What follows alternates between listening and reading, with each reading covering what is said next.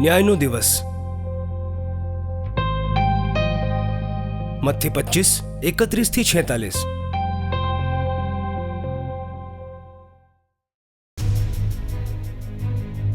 જ્યારે માનવ પુત્ર બધા સ્વર્ગદૂત સહિત પોતાના મહિમા સાથે આવશે તો તેઓ પોતાના મહિમામય સિંહાસન ઉપર બિરાજમાન થશે અને બધા રાષ્ટ્રો તેમની સામે એકઠા કરવામાં આવશે। જેવી રીતે ભરવાડ ઘેટાઓને બકરીથી જુદા પાડે છે તેવી રીતે તેઓ લોકોને એકબીજાથી જુદા પાડશે। તેઓ ઘેટાઓને પોતાની ડાબે અને બકરીઓને જમણી તરફ રાખશે।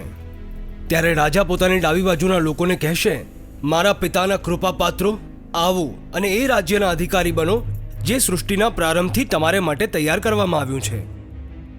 કારણ કે હું ભૂખ્યો હતો અને તમે મને ખવડાવ્યું, હું તરસ્યો હતો અને તમે મને પાણી પીવડાવ્યું, હું અજાણ્યો હતો અને તમે મને પોતાને ઘરે વિસામો આપ્યો, હું નિર્વસ્ત્ર હતો અને તમે મને કપડાં પહેરાવ્યા, હું માંદો હતો અને તમે મારી સારવાર કરી, હું કેદમાં હતો અને તમે મને મળવા આવ્યા।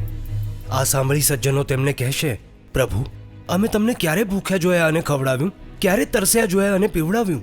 અમે તમને ક્યારે અજાણ્યા જોયા અને પોતાને ત્યાં વિસામો આપ્યો? ક્યારે તમને નિર્વસ્ત્ર જોયા અને કપડાં પહેરાવ્યા? ક્યારે તમને માંદા અથવા કેદમાં જોયા અને તમને મળવા આવ્યા? રાજા એમને આ જવાબ આપશે, હું તમને સાચું કહું છું, તમે મારા આ ભાઈઓમાંથી કોઈ પણ એકને માટે, પછી ભલે ને ગમે એટલો નાનો કેમ ન હોય, જે કંઈ કર્યું છે એ તમે મારે માટે જ કર્યું છે। ત્યારે પોતાની ડાબી બાજુના લોકોને કહેશે, શ્રાપિતો, મારાથી દૂર હટો, એ અનંત આગમાં જાઓ જે શૈતાન અને એના દૂતો માટે તૈયાર કરવામાં આવી છે। કારણ કે હું ભૂખ્યો હતો અને તમે લોકોએ મને ન ખવડાવ્યું, હું તરસ્યો હતો અને તમે પાણી ન પીવડાવ્યું, હું અજાણ્યો હતો અને તમે મને પોતાને ત્યાં ન રાખ્યો, હું નિર્વસ્ત્ર હતો અને તમે મને કપડાં ન પહેરાવ્યા, હું માંદો અને કેદી હતો અને તમે મને મળવા ન આવ્યા। આ સાંભળી તેઓ પણ પૂછશે, પ્રભુ, અમે ક્યારે તમને ભૂખ્યા, તરસ્યા, અજાણ્યા, નિર્વસ્ત્ર, માંદા કે કેદી જોયા અને તમારી સેવા ન કરી?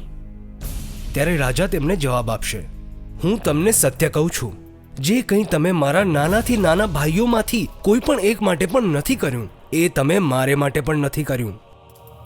અને તેઓ અનંત શિક્ષા ભોગવશે, પણ સજ્જનો અનંત જીવનમાં પ્રવેશ કરશે।